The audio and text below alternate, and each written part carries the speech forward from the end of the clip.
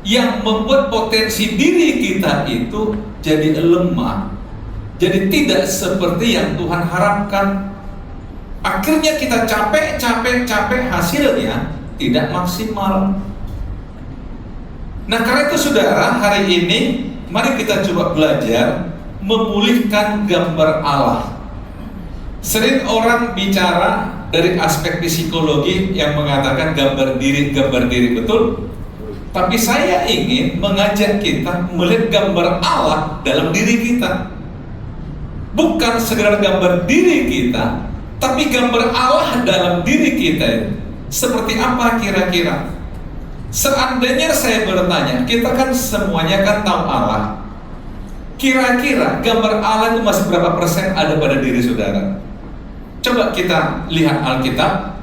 Dalam Kolose pasal 3 ayat 9-10,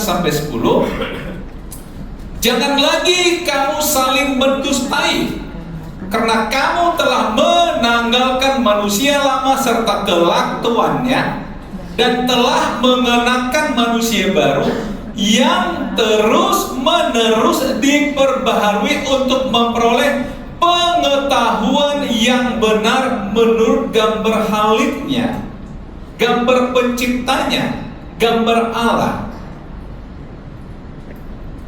Saya garis bawahi pengetahuan yang benar menurut gambar haliknya. Saudara-saudara, kalau coba bandingkan dalam penciptaan manusia, di dalam Kejadian pasal 1 ayat 26-27, apa yang dimaksud tentang gambar haliknya tadi itu? Di sini Alkitab ingin mengajak kita pada proses awal ketika Allah menjadikan manusia.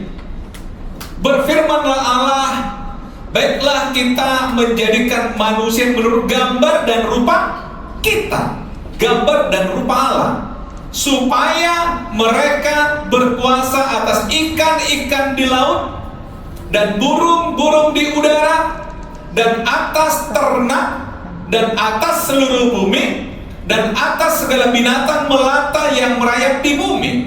Maka perhatikan, Allah menciptakan manusia itu menurut gambarnya, menurut gambar Allah. Diciptakannya dia laki-laki dan perempuan, diciptakannya mereka. Saya kembali pada pertanyaan saya tadi, saudara. Kita tahu Allah kita katanya diciptakan gambar rupa Allah. Gambar di sini bukan berarti masalah wajah ya, masalah fisik bukan. Tapi gambar di sini bicara karakter Allah, kepribadiannya Allah, sifat-sifatnya Allah. Saudara mungkin tahu sifat Allah itu baik, kasih dan sebagainya, betul?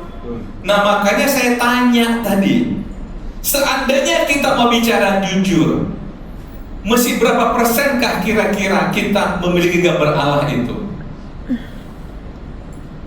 dalam pribadi kita? Gambarnya Allah, bisa paham maksud saya ya? Berapa persen kira-kira saudara masih miliki? Bukankah sudah terjadi perubahan? Misalnya, kalau kita lihat di sini, supaya mereka berkuasa atas ikan-ikan di laut dan burung-burung di udara dan atas ternak dan atas seluruh bumi dan atas segala binatang melata yang merayap di bumi. Digunakan kata supaya. Kalau kita belajar bahasa Indonesia, kalau ada supaya berarti menunjukkan tujuan. Jadi tujuan Allah menjadikan kita menurut rupa dan gambarnya adalah supaya kita berkuasa atas alam semesta. Betul saudara? Jadi dengan kata lain, kita hanya bisa berkuasa atas alam semesta ini selama kita masih memiliki gambarnya Allah. Kalau zaman dulu mungkin kita paham burung-burung udara berkuasa atas ternak, ya barangkali kita pahami bisa mengatur. Tapi sekarang saudara coba lihat, hidup kita manusia kan tidak terlepas dari alam. Betul saudara?